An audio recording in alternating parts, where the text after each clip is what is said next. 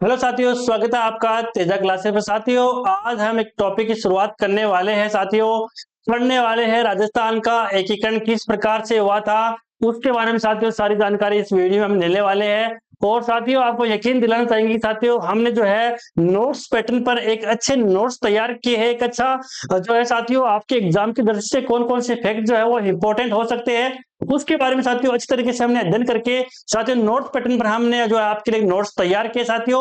और ये साथियों हम आपको पढ़ा रहे, तो साथियों यहाँ से जो है यहाँ से क्वेश्चन साथियों बनने की प्रबल संभावना साथियों बन रही है। और यकीन मानिए साथियों, हमने अच्छा अच्छा मैटर जो है आपके लिए तैयार किया है। और जितने भी राजस्थान के एग्जाम से साथियों, यहाँ से एकीकरण से साथियों एक क्वेश्चन हर समय साथियों देखने को मिलता है, हर एग्जाम में देखने को मिलता है। और रीट की साथियों बड़ी बढ़ती है, तो एक क्वेश्चन साथियों यहाँ से क्वेश्चन आने वाला है। और 2025 साथियों नौकरियों का साल है, भर्तियों का साल है, सरकारी नौकरियों का साल है। तो साथियों आपको अच्छी तरीके से क्लास में साथियों हम आपको याद करवाने की कोशिश करेंगे। आप ही साथियों एकदम मन तन से साथियों एकदम आप जो है अच्छी तरीके से अपना कॉपी पेन लेके साथियों बैठ जाइए और साथियों समझने की कोशिश कीजिए। साथियों यहाँ पर शुरुआत करते हैं राजस्थान का एकीकरण। गागर में सागर बनने वाली बात साथियों हम कर रहे हैं। उसके बाद में साथियों हम यहाँ पर शुरुआत करते हैं राजस्थान के एकीकरण से। हम साथियों यहाँ पर शुरुआत करने वाले हैं राजस्थान का एकीकरण। साथियों हम देखने वाले किस प्रकार से हुआ था। तो देखिए टॉपिक आज का साथियों हमारा क्या है, राजस्थान का एकीकरण क्या है साथियों। राजस्थान का एकीकरण टॉपिक आज हम पढ़ने वाले हैं और कौन कौन से महत्वपूर्ण साथियों इसमें फैक्ट होने वाले हैं उस पर साथियों हम चर्चा करने वाले हैं। तो यहाँ पर साथियों आप देखिए कि राजस्थान के कौन कौन से जो है यहाँ पर महत्वपूर्ण फैक्ट एकीकरण में बन रहे हैं। देखिए भारतीय स्वतंत्रता अधिनियम 1947 की धारा 8 के तहत या अनुसार भारत की सभी देशी रियासतों से ब्रिटिश प्रभुता समाप्त कर दी गई। तो ब्रिटिश प्रभुता जो है, ब्रिटिश का जो अधिग्रहण है साथियों, जो प्रभुता थी उनकी वो समाप्त कर दी गई थी 1947 की धारा 8 के तहत। ये साथियों आप देख सकते हैं भारतीय स्वतंत्रता अधिनियम 1947 के तहत। उसके बाद साथियों आगे देखते हैं कि रियासतों को यह अधिकार दिया गया कि वे चाहे तो भारत में मिले या पाकिस्तान में या अपना स्वतंत्र अस्तित्व जो है बनाए रख सकती। तो साथियों जितने भी जो रियासत थी उनको यह अधिकार दिए गए थे कि आप जो है किस में जान जाते हैं, यानी कि पाकिस्तान और भारत का जब साथियों बंटवारा हुआ था तो ये रियासतों को कहा गया ताकि आप पाकिस्तान में मिलना चाहो तो पाकिस्तान में जा सकते हो, भारत में मिलना चाहो तो भारत में रह सकते हो, और आप अगर अपना स्वतंत्र राज्य बनाना चाहते हो तो वो भी बना सकते हो। ये साथियों उनको अधिकार जो है उस समय दिए गए थे। उसके बाद साथियों आगे चर्चा करते हैं क्या क्या यहाँ पर जो है घटनाएं घटी है एकीकरण के समय। तो देखिए 5 जुलाई 1947 को रियासती विभाग की जो है स्थापित हुआ था। कौन हुआ था? रियासती विभाग जो है स्थापित हुआ था, वो होता 5 जुलाई 1947 को रियासती विभाग की स्थापना हुई थी। उसके बाद में साथियों आगे हम चर्चा करते हैं। यहाँ पर देखिए साथियों दो महत्वपूर्ण यहाँ पर जो है मुख्य व्यक्तित्व है साथियों, सरदार वल्लभ भाई पटेल है और सचिव वीपी मेनन है। कौन साथियों? सचिव जो है वीपी मेनन है। उसके बाद साथियों देखिए रियासती विभाग स्थापित किया गया था 5 जुलाई 1947 को। उसके बाद साथियों बीकानेर रियासत, कौन सी? बीकानेर रियासत में देखिए शार्दुल सिंह जी ने सर्वप्रथम विलय पर हस्ताक्षर किए। किसने किए साथियों? विलय पर अलग होने के लिए साथियों बीकानेर रियासत ने या बीकानेर रियासत के साथियों शार्दुल सिंह थे। कौन थे? शार्दुल सिंह जी ने जो है सर्वप्रथम विलय पर हस्ताक्षर किए थे। तो यहां से क्वेश्चन आता है साथियों की सबसे पहले हस्ताक्षर किसने किए थे? तो बीकानेर रियासत ने हस्ताक्षर किए थे। किसने? शार्दुल सिंह जी ने। तो आगे साथियों यहाँ पर देखिए रियासती विभाग की साथियों आगे यहाँ पर देखिए यहाँ पे कि रियासती विभाग के अनुसार केवल वे रियासतें ही अपना स्वतंत्र अस्तित्व बनाए रख सकती थी। यानी कि कौन कौन सी ऐसी रियासत थी या कौन सी प्रमुख शर्तें थी जो उनको जो है यहाँ पर माननी थी? तो जिनकी वार्षिक आय 1 करोड़ व जनसंख्या 10 लाख से अधिक हो, वे ही रियासतें अपना स्वतंत्र अस्तित्व बनाए रख सकती थी। कौन सी थी? यानी कि जिस रियासत में जिस रियासत की वार्षिक आय 1 करोड़ हो और साथ में उसकी जनसंख्या साथियों 10 लाख क्या होनी चाहिए? 10 लाख या इससे अधिक होनी चाहिए, वे ही अपना स्वतंत्र अस्तित्व बना सकती थी या अलग राज्य साथियों बना सकती थी। उसके बाद देखिए राजस्थान में उस समय 4 ऐसी रियासतें थी। कितनी थी साथियों? राजस्थान में उस समय 4 ऐसी रियासतें थी। कौन कौन सी थी साथियों? बीकानेर, जयपुर, उदयपुर और जोधपुर। कौन सी थी साथियों? जोधपुर थी। राजस्थान में ऐसी 4 रियासत थी, बीकानेर, जयपुर, उदयपुर और जोधपुर। साथियों ट्रिक क्या है इसकी? बीज जोंग, ये आपको याद रखना साथियों, ट्रिक होती है, कैसे भी आप बना सकते हो। बीज जोंग, तो यहाँ पर देखिए बीकानेर, जयपुर, जोधपुर, उदयपुर, बीज जोंग, खेतों में बीज जोंग। तो ये साथियों आपको ये याद रखनी है। साथियों एक बार इसको पढ़िए, हम तब तक साथियों पानी पीते हैं। तो साथियों राजस्थान में ऐसी केवल 4 रियासत थी, बीकानेर, जयपुर, उदयपुर, जोधपुर। ट्रिक है बीज जोंग। साथियों ट्रिक हमने बनाई है बीज जोंग। तो देखिए बीज से बीकानेर, जयपुर, जोधपुर, उदयपुर, ये आपको याद रखना है। 4 रियासतें एग्जाम में साथियों यहाँ से क्वेश्चन आ सकता है। तो ये 4 रियासतें थी जिनके पास 1 करोड़ की संपत्ति थी वार्षिक रूप से और 10 लाख जनसंख्या इनकी थी। तो ये अपना स्वतंत्र अस्तित्व बनाए रख सकती थी, अलग हो सकती थी, राज्य अपना बना सकती थी। उसके बाद में स्वतंत्रता प्राप्ति के समय राजस्थान में 19 रियासतें, देशी रियासतें। साथियों स्वतंत्रता प्राप्ति के समय राजस्थान में 19 देशी रियासतें थी और साथ में 3 चीफ शिप ठिकाने थे। कितने थे? 3। यहाँ पर जो है 3 चीफ शिप ठिकाने। कितने थे? तो ठिकाने थे साथियों, वो कितने थे? 3 थे। यहाँ पर कितने थे साथियों? 3 ठिकाने थे। कौन कौन से ठिकाने थे, ये इंपॉर्टेंट है। क्वेश्चन कैसे आएगा पहले देखते हैं कौन से हैं। कुशलगढ़, लावा, निमराना। कुशलगढ़, लावा, निमराना। निम्न में से शिप ठिकाना नहीं है, तो 3 तो ये आ जाएगा, चौथा कोई और आ जाएगा, वो आंसर हो जाएगा। तो कैसे याद करना है? कुशलगढ़, लावा, निमराना। हमने एक ट्रिक बनाई थी कि ठिकाना कुछ नीला था। आप भी साथियों कुछ ट्रिक बना सकते हैं अपने हिसाब से। ट्रिक एक क्लिक एग्जाम में हो जाए, इस तरीके से ट्रिक बनानी होती है कि ठिकाना जो है, देखिए ठिकाना साथियों, ठिकाना है कुछ नीला है। कु से हो जाएगा आपका कुशलगढ़ और नी से निमराना, ला से लावा हो जाएगा। ये आपको याद रखना है साथियों।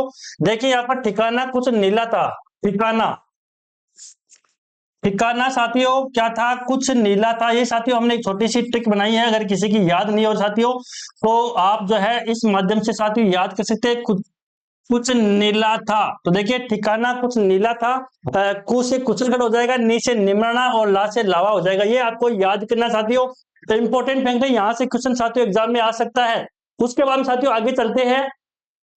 आगे देखिए, चीफ कमिश्नर द्वारा प्रशासित केंद्र शासित प्रदेश अजमेर मेरवाड़ा। तो यहाँ पर देखिए साथियों, चीफ कमिश्नर द्वारा प्रशासित केंद्र शासित प्रदेश कौन सा था? अजमेर मेरवाड़ा। कौन सा था? अजमेर मेरवाड़ा था।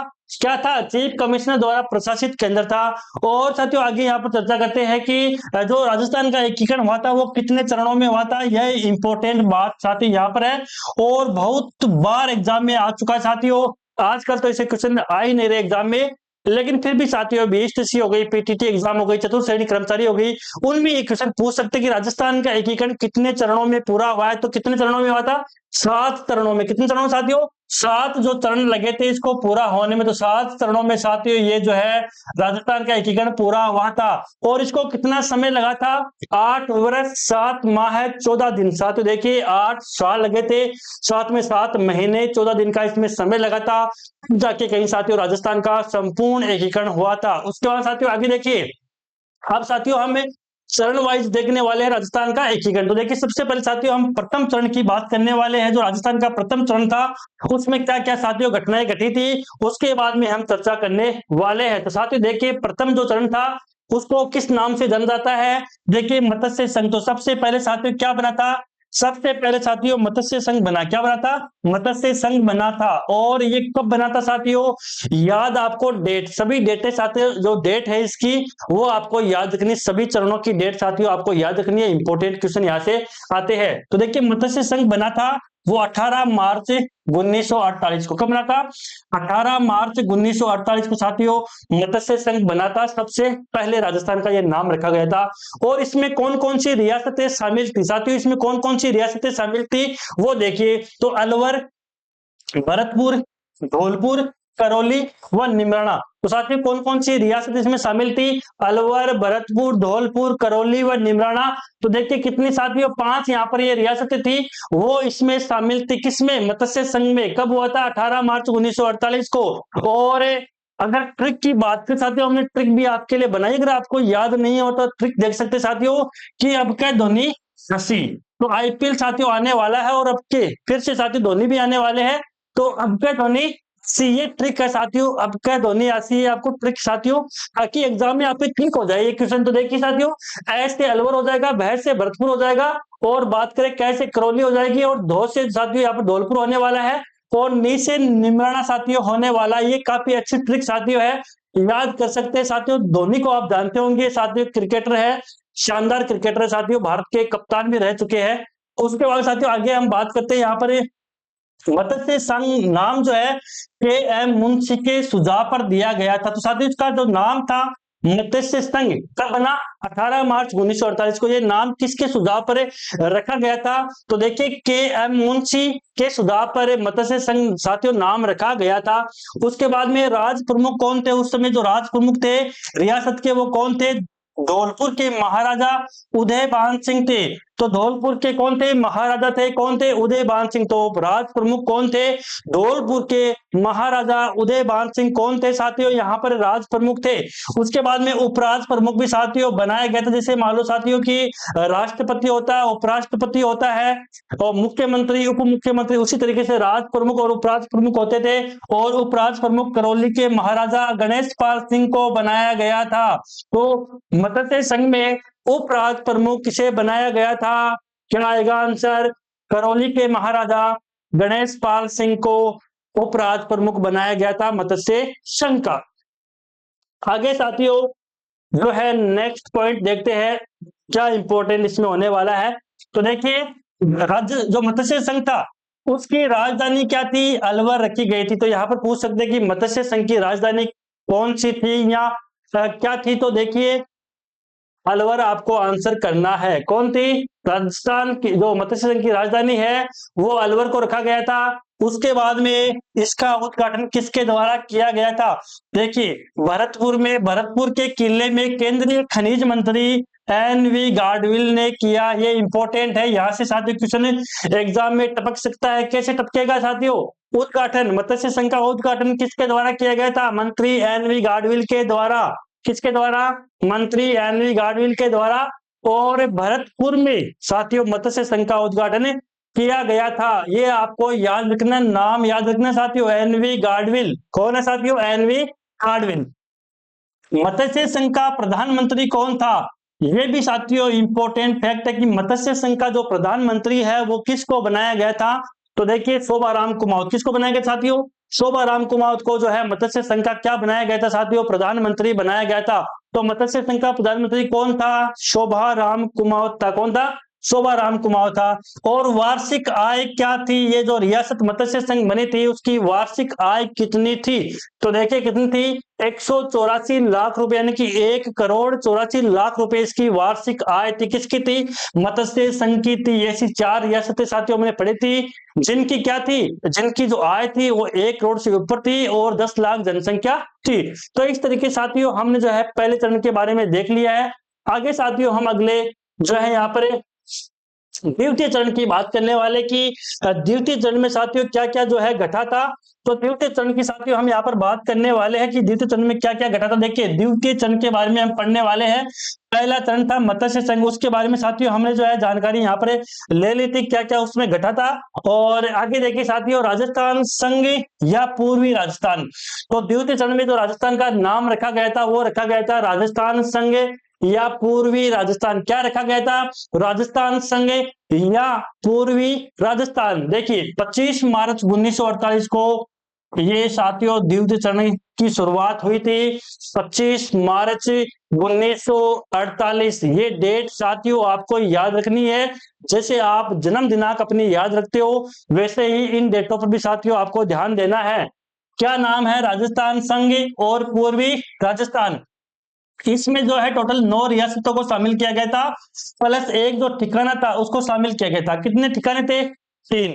19 तो 10 रियासतें थी और 3 चीफ ठिकाने थे। तो 19 देखिए 9 रियासतें राजस्थान संघ में शामिल की गई थी और प्लस एक ठिकाना भी इसमें शामिल किया गया था।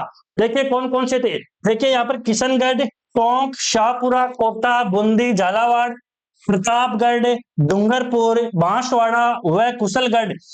तो ये साथियों आपको याद रखना है, किशनगढ़, टोंक, शाहपुरा, कोटा, बूंदी, झालावाड़, प्रतापगढ़, डूंगरपुर, बांसवाड़ा व कुशलगढ़, ये 9 रियासतें थी साथियों जो राजस्थान संघ या पूर्वी राजस्थान में शामिल की गई थी। तो साथियों हम आपके लिए ट्रिक के माध्यम से भी आपको याद करवाने वाले ट्रिक साथियों हम आपके लिए लेकर आए।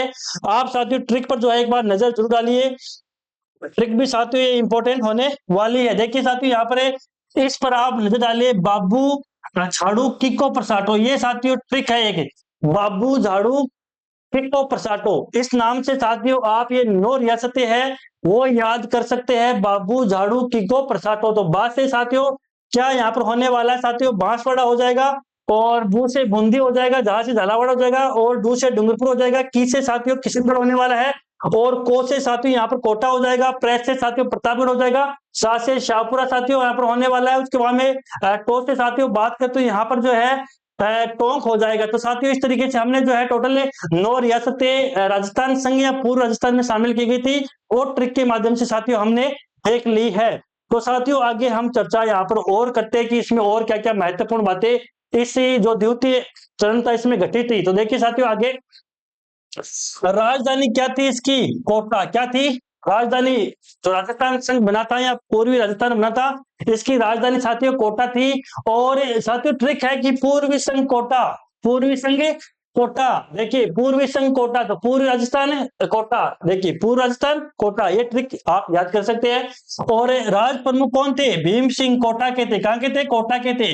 तो जो यहाँ पर बात करें पूर्वी संघ, जो राजस्थान संघ बना था उसका जो राज प्रमुख था वो कौन था, भीम सिंह। कौन था, भीम सिंह कोटा। कौन था, पूर्व राजस्थान जो था भीम सिंह कोटा कौन था, राज प्रमुख था। किसे बनाया गया था, भीम सिंह को। कहां के थे, कोटा के थे।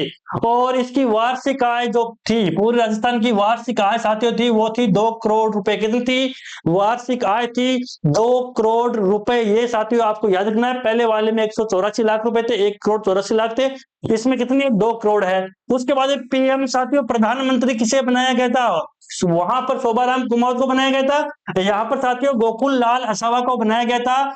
और ये शाहपुरा प्रजामंडल के नेता थे। कौन थे साथियों, शाहपुरा प्रजामंडल के नेता थे। कौन थे, गोकुल लाल असावा ये प्रधानमंत्री थे, और शाहपुरा प्रजामंडल के नेता कौन थे साथियों, शाहपुरा प्रजामंडल के ये नेता थे। उसके बाद साथियों आगे बात करते हैं, इसका उद्घाटन किसने किया था, एनवी गाडविल ने। साथियों इसने प्रथम चरण की भी साथियों इन्होंने उद्घाटन किया था, और द्वितीय चरण का उद्घाटन भी साथियों एनवी गाडविल ने किया था। साथियों ये आपको याद रखना है, इंपॉर्टेंट फैक्ट है साथियों, यहाँ से क्वेश्चन बाहर जाने की संभावना साथियों ना के बराबर है। 6 नोट साथियों हमने तैयार किए ताकि विद्यार्थियों को अच्छा मटेरियल मिल सके और एग्जाम में साथियों उनसे कोई क्वेश्चन ना छूटे। उसके बाद साथियों आगे हम बात करने वाले हैं तृतीय चरण की। तीसरा चरण क्या है साथियों, तीसरे चरण में कौन कौन सी बातें घटी है उसके बारे में साथियों हम चर्चा करने वाले हैं। तो साथियों यहाँ पर देखिए, यहाँ पे तीसरा चरण हम पढ़ने वाले हैं। 2 चरण साथियों हमने पूरे पढ़ लिए हैं। अब तीसरा चरण में राजस्थान का जो नाम रखा गया था वो था संयुक्त राजस्थान। क्या था साथियों, संयुक्त राजस्थान नाम रखा गया था। और कब रखा गया था, 18 अप्रैल 1948 को। कब रखा गया था, 18 अप्रैल 1948 को साथियों ये नाम जो है रखा गया था संयुक्त राजस्थान। 18 अप्रैल 1948 को। जैसे जन्मदिन याद रखते हो वैसे संयुक्त राजस्थान का जन्मदिन भी आपको याद रखना है। कब था, 18 अप्रैल 1948 को संयुक्त राजस्थान का क्या था साथियों, जन्मदिन था। उसके बाद साथियों आगे देखिए, मेवाड़ रियासत को राजस्थान संघ में मिलाया गया। तो साथियों तीसरे चरण में मेवाड़ रियासत को राजस्थान में मिलाया गया था। तो प्रश्न आ सकता है कि मेवाड़ रियासत को राजस्थान के अंदर कब मिलाया गया था, तो तीसरे चरण में मिलाया गया था। तीसरा चरण कौन सा था साथियों, संयुक्त राजस्थान। और कब, 18 अप्रैल 1948 को साथियों तीसरा चरण जो है गठित हुआ था। उसके बाद में साथियों तीसरे चरण में बात करें तो राज प्रमुख जो है साथियों कौन था, तो तीसरे चरण में साथियों राज प्रमुख कौन था, तो देखिए साथियों मेवाड़ के महाराणा थे। कौन थे साथियों, भोपाल सिंह। कौन थे साथियों, भोपाल सिंह। तो देखिए साथियों राज प्रमुख है वो तीसरे चरण में राज प्रमुख किसको बनाया गया था, मेवाड़ के महाराणा थे साथियों। कौन थे, भोपाल सिंह। कौन थे साथियों, भोपाल सिंह थे, जिन्हें क्या राजस्थान का जो तीसरे चरण का जो है संयुक्त राजस्थान का क्या राज प्रमुख साथियों बनाया गया था। उसके बाद साथियों देखिए उप राज प्रमुख। साथियों राज प्रमुख तो भोपाल सिंह को बनाया गया था, उसके बाद में उप राज्य प्रमुख किसे बनाया गया था साथियों? देखिए भीम सिंह को। किसको साथियों? भीम सिंह को साथियों जो है उप राज्य प्रमुख बनाया गया था। ये आपको याद रखना साथियों कि राज्य प्रमुख कौन था, उप राज्य प्रमुख कौन था? भीम सिंह। उसके बाद साथियों आगे देखिए, इसका उद्घाटन साथियों पहले 2 चरणों का उद्घाटन एनवी गाडविल, किसने किया था साथियों? एनवी गाडविल ने किया था। और इसका उद्घाटन साथियों पंडित जवाहरलाल नेहरू ने किया था। और कहाँ किया था साथियों? उदयपुर में किया था। क्योंकि साथियों आप देख सकते हैं यहाँ पर मेवाड़ रियासत को शामिल किया गया। तो साथियों ये घटना जो मेवाड़ में घटी थी, यानी कि उदयपुर में साथियों जो है इसका उद्घाटन किया गया था। और उद्घाटन जो है करता कौन था साथियों? पंडित जवाहरलाल नेहरू थे। और उदयपुर में साथियों इसका जो है क्या हुआ साथियों? उद्घाटन किया गया। तो साथियों इस तरीके से हमने जो है 3 चरण साथियों हमने यहाँ पर पढ़ लिया राजस्थान के एकीकरण के। साथियों यहाँ से क्वेश्चन निश्चित रूप से आपके एग्जाम में आने वाले हैं। 3 चरण साथियों यहाँ से क्वेश्चन बाहर जाने की संभावना साथियों कम ही है। बस आपको साथियों ये याद करने हैं। तो साथियों हमने जो है जो भी सारी चीजें हैं साथियों 3 चरणों के बारे में हमने पढ़ लिया है। दूसरा चरण साथियों आप देख सकते हैं, एक बार रिपीट मार लीजिए। इस तरीके साथियों हमने जो है 3 चरण यहाँ पर पूरे कर लिए हैं। और साथियों बाकी के जो चरण है वो हम नेक्स्ट वीडियो में करने वाले साथियों। तब तक आप जो है इनको याद कर लीजिए। अगले चरण में साथियों हम बेहतर रूप से और साथियों जितने बचे हुए चरण है वो लेकर आपके लिए आ रहे हैं। तब तक साथियों आप तेजा क्लासेस को सब्सक्राइब जरूर कर लीजिए। धन्यवाद।